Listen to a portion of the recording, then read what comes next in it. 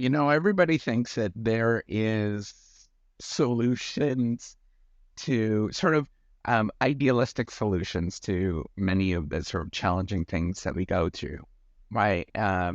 This is a real common problem that I often see with students, for example, that have limited experience with the sort of challenges that one would face in the business world, um, or just in the world in general, right? And the challenges, or the thing is that there's this like ideal solution, right? Like what we tell in business schools is, oh, just go get funding. Um, um, you know, just go do this. Just go this. It'll be easy, right? We'll just put it all together. Or, yeah, I'll just do some. This is a super common one with like, um, yeah, high school students, I guess. Is oh yeah, just write up a piece of software and then it will do it all for you. Um, that's a super common one. Oh yeah, just let the software do it. Use AI to do it. All these things um, is somewhat naivety that happens of the challenges of the actual problem itself, where you're focusing on the sort of theoretical problem that everybody talks about within the particular issue, and that theoretical problem is often wrong until you actually do it and you find out what the real problem is.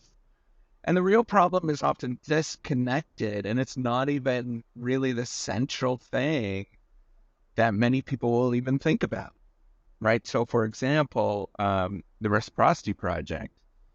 Yes. Um, I came into it thinking, oh, wouldn't it be easy? You just build software. And that's the problem. That's how you solve it, is a technical solution. You build the software. And it's my own naivety, right? Um, just not understanding. You just build the software and everybody's gonna use it. Well, that's not the case. That's not what happens at all. People will not use the software. They will not go onto it, even when it's free of charge. That hopefully it would be helpful to them. All of these sort of aspects, um, and you yourself are trying your best. And when you go to do it, when you realize that it's completely the opposite story, or it's something that you would never think about. So, from my perspective, why is it that people don't join? So, for example, the Reciprocity Project is because, people feel the pressure that they are time constrained. They all these other things that are completely different. They feel insecure about themselves. So why would they not? Why would they choose something like that? I don't need it, right? The sort of Dunning Kruger effect, where they think that they're already really good, and it's only once you get really not so good at things that you realize it. And most people sort of never realize that. Um, all of these things are critical elements of why something might not necessarily work from the get-go, right?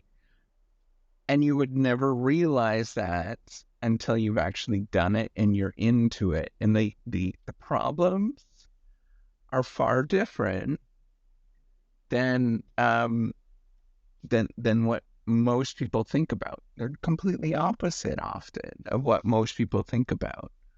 Um, they're detached, right? They're more human in a lot of human ways than what theoretically people talk about, right? This sort of theoretical story, man, it's just not correct.